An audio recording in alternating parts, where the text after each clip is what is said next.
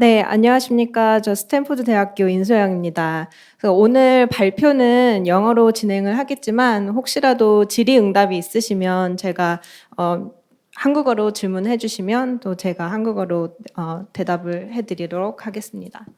So, good morning again, everyone. My name is So Young In, and I'm a lead researcher of Stanford University's Precourt Institute for Energy.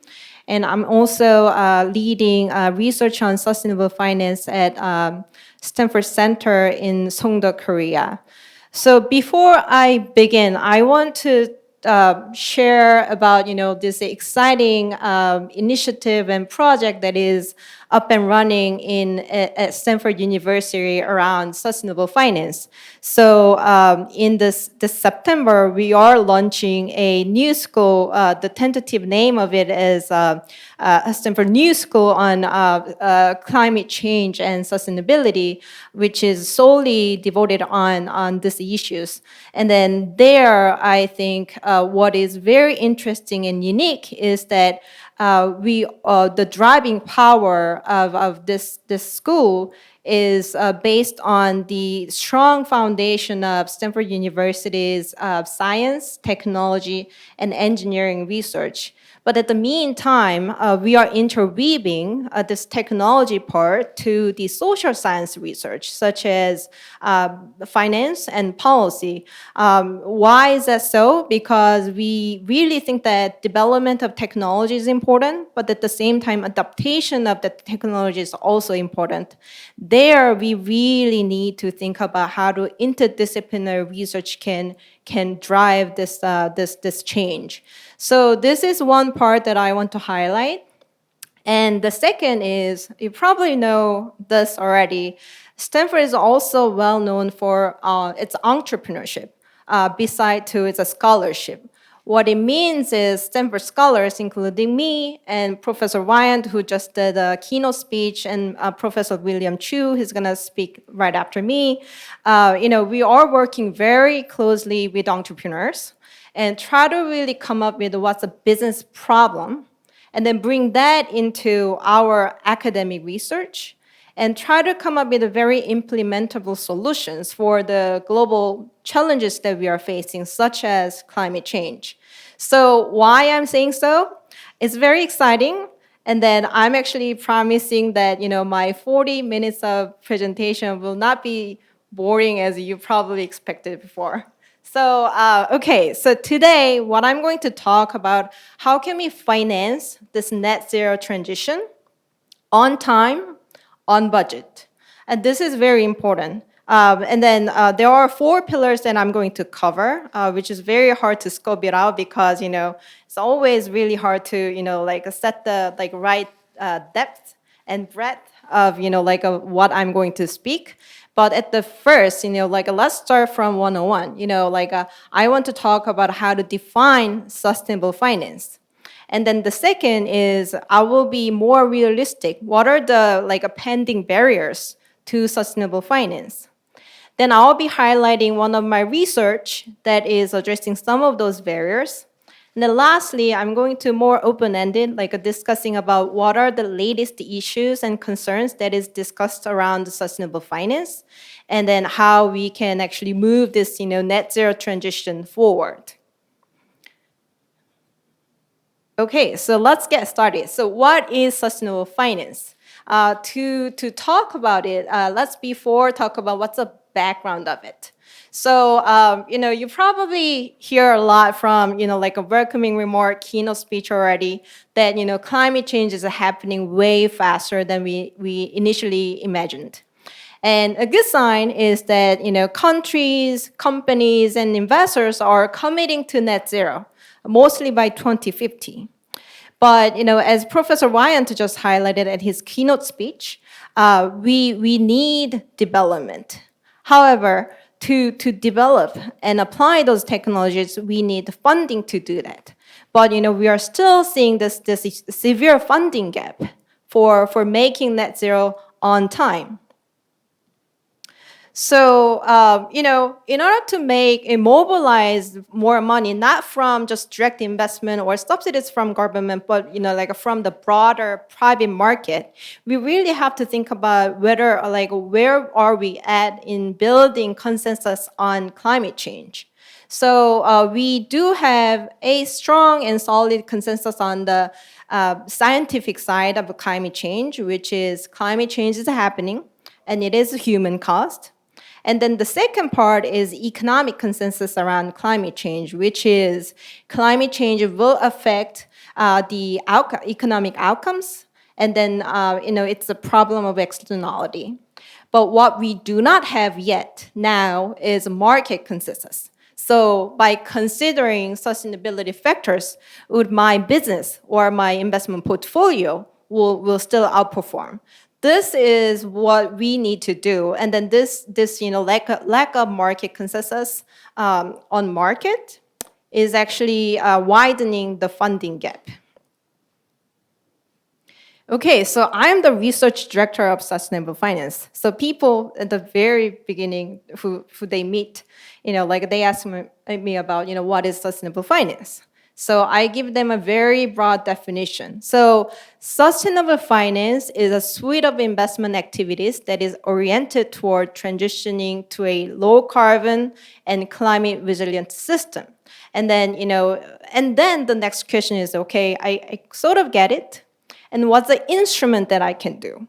So there's no magic instrument that you can do this sustainable finance.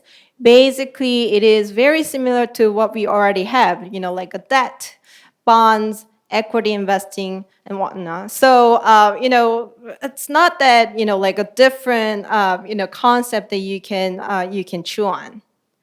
But then, we are having a lot of jargons. Then, the third question that I guess is, okay, then what is ESG investing? What is green finance? What is climate finance? What is sustainable finance? So, all in all, I think it is actually on, in the same category, but, depends on what strategy that you are actually approaching to sustainability. But, what is underneath it is that, this type of investment or financing is to consider sustainability factors alongside with the financial factors in your investment and business decision-making process. So what it means is there's no trade-off, but you can actually go together with sustainability and financial performance. Then, let's think about what are the barriers to sustainable finance. Okay, this, I hope that you can actually see this, or I can read it for you. So this is a survey result of 582 global institutional investors answering to the question that what do you think that your own barrier to sustainability integration. So basically, sustainability integration is one of definition the term that refers to sustainable finance. You are integrating sustainability factors into your decision making. So the first part, the highest one, the 60%, is lack of standards for measuring ESG performance. And then the second largest is lack of ESG performance data reported by companies. And then the third largest one is concerns about underperformance of ESG investment. So basically what we are hearing is we do not have a standard or common criteria to disclose information. And then the second is, even though I want to do something about sustainability, I do not have right access to the data. And then third one is, if I do that, then, would I still outperform the market? So those are the key questions that, investors are, keeping in their head when they are being forced or driven or motivated or whatever to do sustainable finance.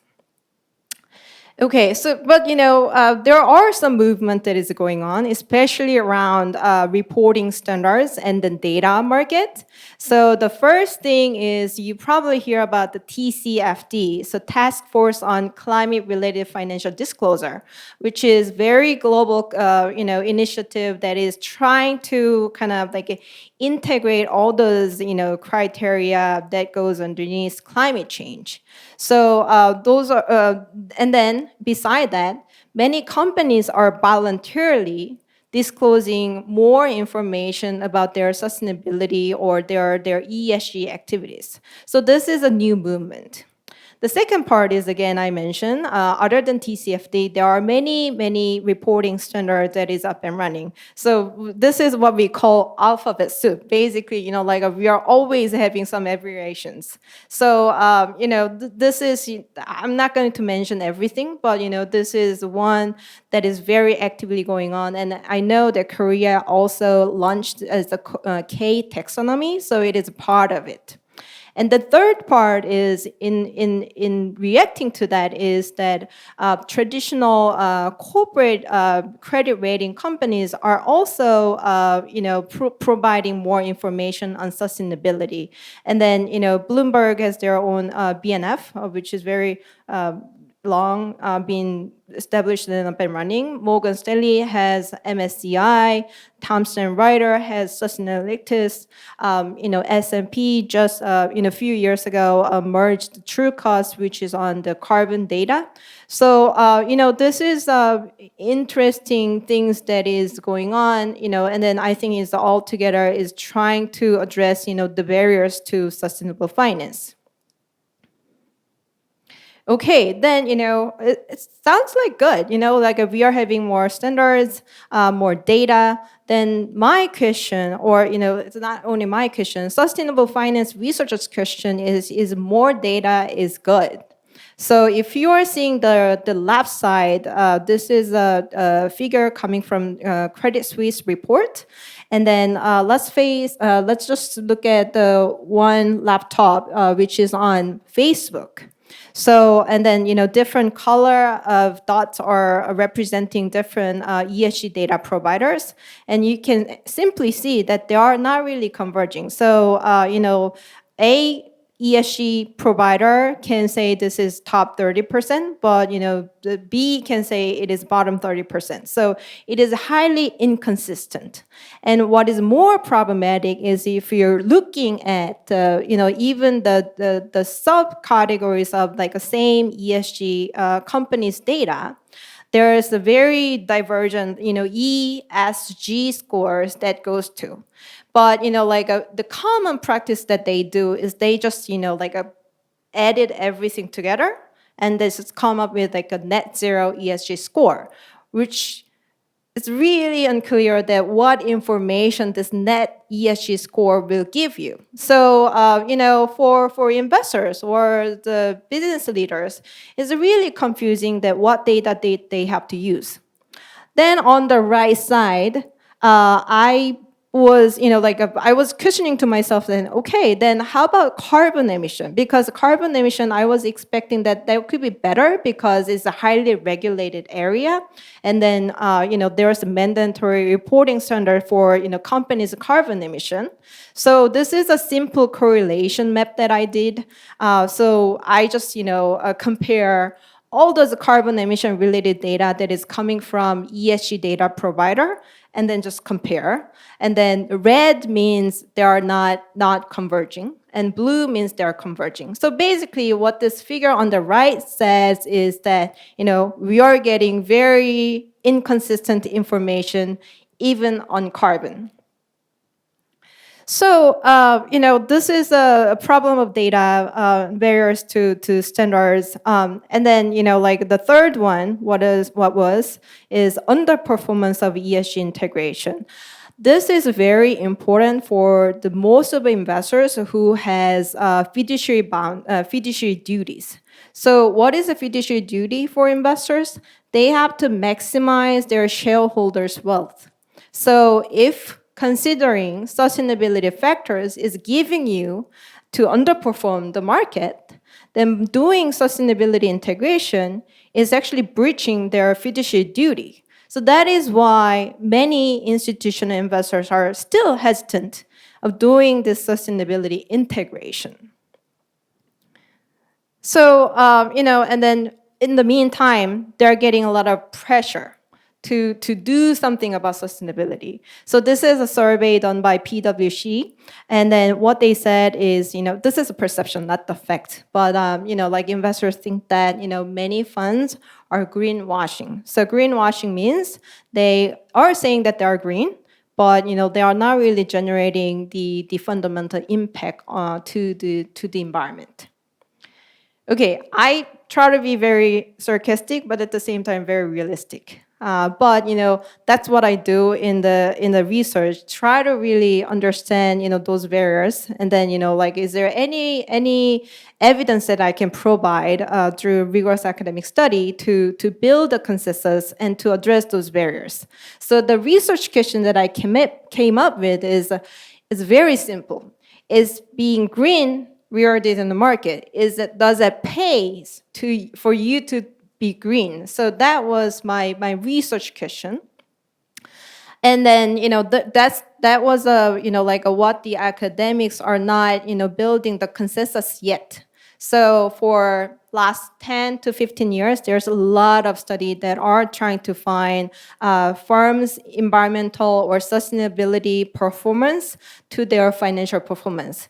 But unfortunately, we do not have clear consensus on this relationship. And what is less studied is impact mechanism. So once the firm is being environmentally sustainable, how they can actually generate returns, exhibit higher value. So this impact mechanism is last studied. And then the third part is, many studies were very captured by, just answering is being green rewarded the market, but less on when and why it pays to be green. So those are the research gaps that I identified. And this is what I propose in my research. I think it is very contributing because, although it is an academic study, but it is actually showing the investors the actual strategy that they can actually make financial returns while considering sustainability factors. And this project has won the research award from United Nations Environmental Programme's Financial Initiative for their contributions. So I try to be very quick on technical side of this research, but there are two key methodologies that I used for this research. One is you're probably familiar, portfolio analysis. Basically, we are longing and shorting my investment portfolio using this sustainability factors. So let me just quickly explain what it is. Very simple way.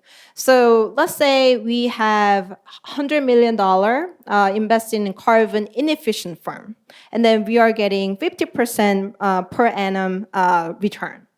Let's say then you are actually selling the stock and buying with that $10 million. With $10 million, you are buying carbon efficient firm stock. And let's say that is actually giving you 18% per annum for return. So you just do the long short investment portfolio, and you got 3 extra percent per annum, which is great. And let's assume that there were no transaction costs by doing so. That is called you just build a zero cost portfolio. So, which is great. You do not pay any fee, but you are getting 3% extra return by just considering carbon efficiency level in your portfolio. Then what you want to really know is that, by just having this simple behavior change, am I taking more risk? Because, the rule is that high risk, high return. So by doing so, am I getting more risk? And then this return is coming from risk compensation. So to investigate that question, I use a multi-factor model analysis. So there are 5 very traditional factors. This is not developed by me, but this is Nobel Prize winner, research. But, what they said is, there are very traditional risk factors that can mostly explain, all those the returns and risks that is happening in the capital market. So those are the 5-factor models. And what I want to see is, okay, after, getting those, considering those 5, traditional risk factors, would I still get extra return? That means, except the unknown risk factors that we cannot describe even by, Nobel Prize winner, then, there should be some return that I can get, and then, without taking any extra, like a traditional risk. So those are the 2 main methodology that I use for this research. So let's get back to it. This is a 3 key research question that I set for my research, but I think, this is probably the question for you when you are making investment decision as well. First thing is simple. Whether I get return on this investment portfolio? Yes, then it's great. Let's think about it is coming from the risk compensation or pure return, which is called alpha. Then I'm asking whether this is whether this is alpha. Why this is important? Again, if it is yes, then it's great. But if it is no, then it is not acceptable investment strategy for most of the investors, because many investors do not want to take any additional risk. So this question is very important in that term. And then third question I mentioned about the last studied part is impact mechanism. So I'm asking, what is source of those returns? So those are the key questions that I'm asking in my research, but highly relevant to the investment decision makers as well. I'm going to be quick on, highlighting these main findings. So basically, I was building investment portfolio using carbon intensity level, which is flip side of carbon efficiency. So we can see, a sum of, carbon emission of the company, but that divided by company's annual revenue. Why we do that? Because, there's a higher correlation that the size of the company or the revenue of the company is very related to their carbon emission. So we are dividing that the carbon emission by revenue so that we can have consistent measure of how much carbon that the company needs to emit in order to generate certain level of revenue. And then there are many ways to build this portfolio, but let's just stick with the one basic one. So basically, you long top 30% of carbon efficient firm, and you are shorting bottom 30% of carbon inefficient firm. What I find is very interesting. So what I found is, this portfolio is starting to outperform after 2009. So on the figure on the right side, I just drew the red vertical line, which stands for the 2009 global financial crisis period.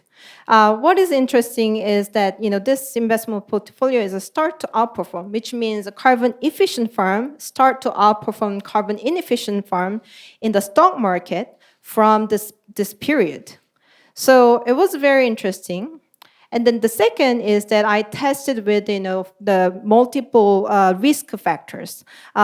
I cannot explain everything in detail in this limited time, but what I find in short is after considering those traditional risk factors, I'm still getting this return, extra return, and then the range is pretty high, which range from 3.5 to 5.4% per year.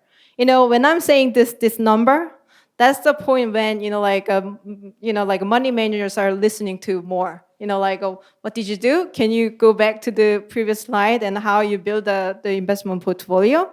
So it's that much interesting findings. Lastly, I also wanted to see what is a common characteristic of carbon efficient firm. And then what I found is those carbon efficient firms tend to be a good firm in terms of their financial stability, performance, and corporate governance. But I have to note here that this is a correlation, not the causation. So causation means that because those firms are financially good, that's why they are doing sustainable actions. That's not what this analysis is showing. It's just the correlation of the firm's common characteristics and their environmental performance. Okay, and then this research went really viral, and then it was on the newspaper in the U.S. And then saying on the right, apparently we can let the stock market fight climate change because it actually signals that investors are wanting for this type of a solid evidence that by considering sustainability factors they can still outperform. Okay, in the last part, and then I'm going to talk more about, what is pending issues, what is the latest concerns or issues around the sustainable finance, and how we can move this forward. So Stanford University last month did a global conference on net zero transition in Asia. And there we had Mark Carney, who was the former governor of Bank of England, came and saying very interesting keywords. We have to really move from commitment to implementation. So basically what he said is money is there. The problem is how to mobilize it. So then, let's be more specific. I know in order to mobilize this money, those are the 4 elements that I highlight to you today. So one, we really have to have a good measure of sustainability. We do have to have standards and also data.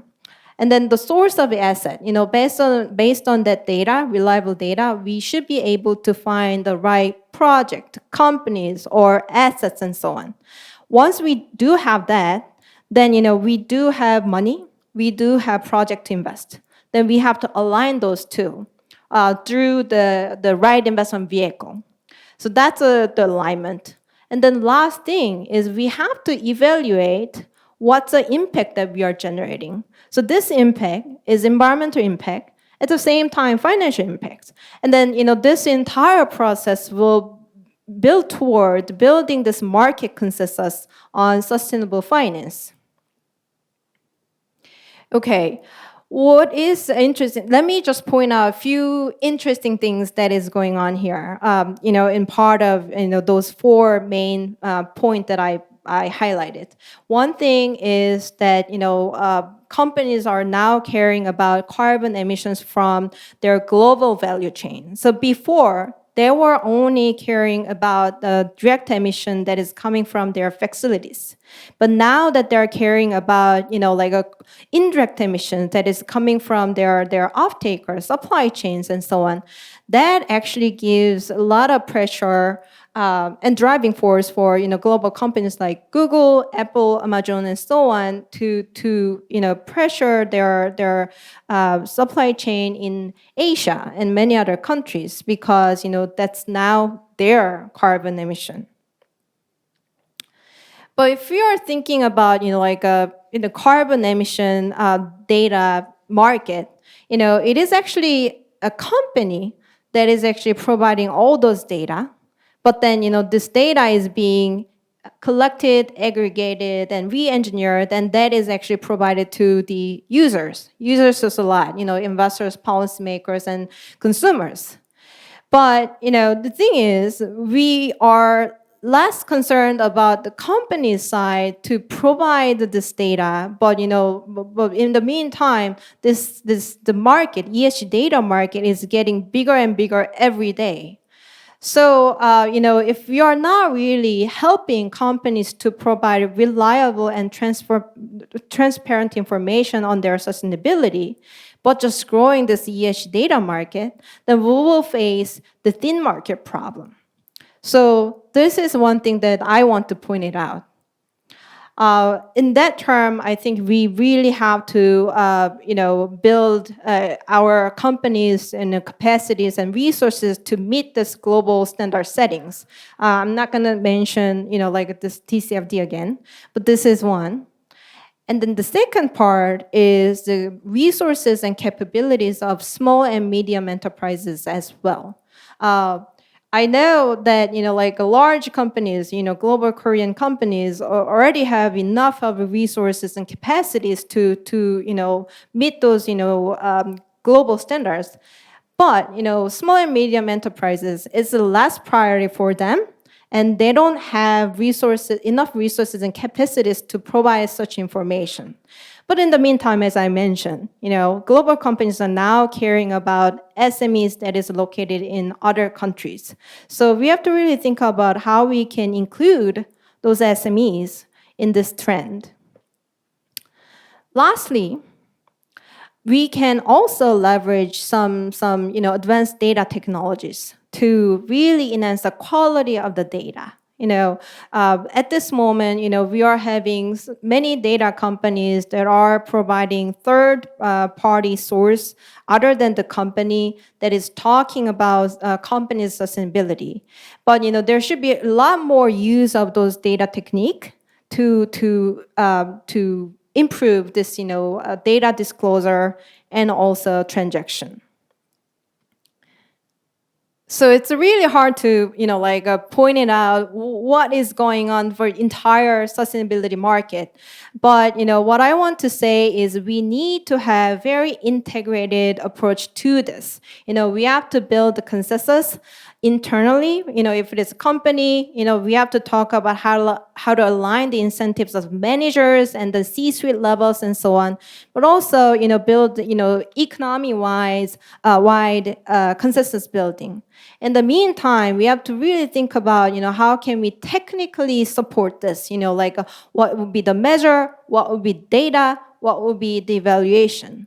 And then we have to provide outlets or platforms to talk about the impact that companies and investors are generating, so that as the chairman Choi Tae-won just mentioned, that we can also provide incentives and opportunities for the companies and investors to generate extra returns by doing these sustainable actions. So this is it. I hope that this was helpful and interesting for you, especially in the field, who are really thinking about how to integrate sustainability.